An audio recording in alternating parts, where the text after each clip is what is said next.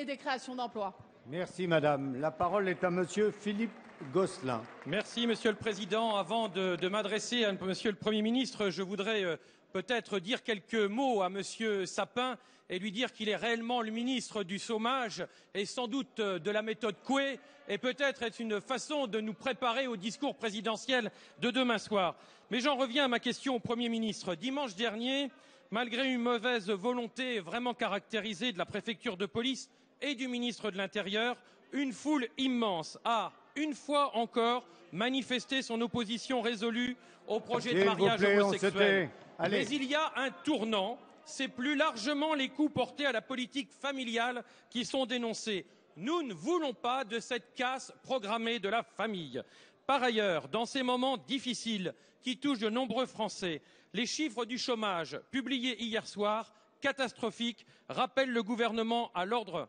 Et que dire de ce recul historique du pouvoir d'achat en 2012, moins 0,4%, le premier recul depuis 1984. À travers vous, Monsieur le Premier ministre, j'aimerais m'adresser au Président de la République. Préoccupez-vous, Monsieur le Président, de la croissance économique nécessaire à nos entreprises et à nos concitoyens. Préoccupez-vous de l'emploi, des plans sociaux qui se succèdent et de l'avenir industriel de notre pays. Préoccupez-vous de l'aménagement du territoire, des zones rurales qui sont les plus oubliées et qui n'en peuvent plus. Préoccupez-vous enfin de ce pays et soyez en phase avec les attentes des Français. Vous vouliez la rupture, eh bien elle est consommée cette rupture. Non, le mariage des couples de même sexe n'est pas le souci principal des Français en ce moment.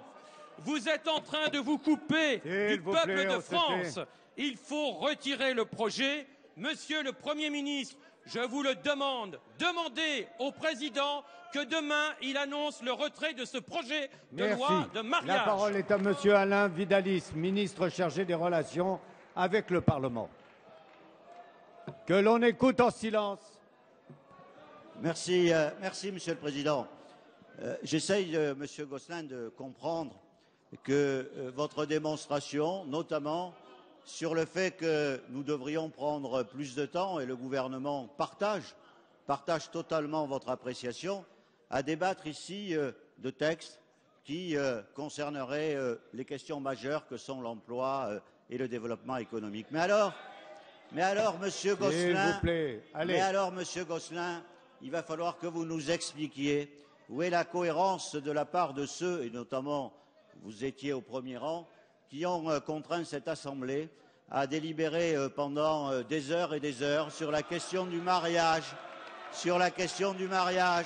avec des milliers et des milliers d'amendements répétitifs, avec des milliers et des milliers d'explications, toujours les mêmes, pendant des heures et des heures.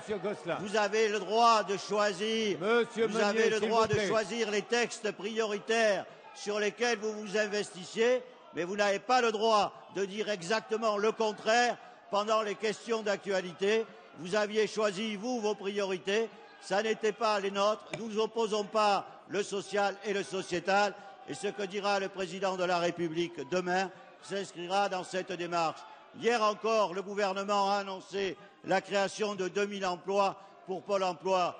La semaine dernière, le gouvernement a annoncé un plan sur le logement. Posez ces questions et dites surtout quelle politique vous voudriez mettre en œuvre, parce que la seule chose que l'on entend dans vos discours, c'est une sorte de nostalgie exacerbée du sarkozysme, c'est-à-dire justement la politique que les Français ont sanctionnée. Alors prenez du temps à réfléchir à une alternative. Nous agissons avec le mandat qu'on a reçu du peuple français.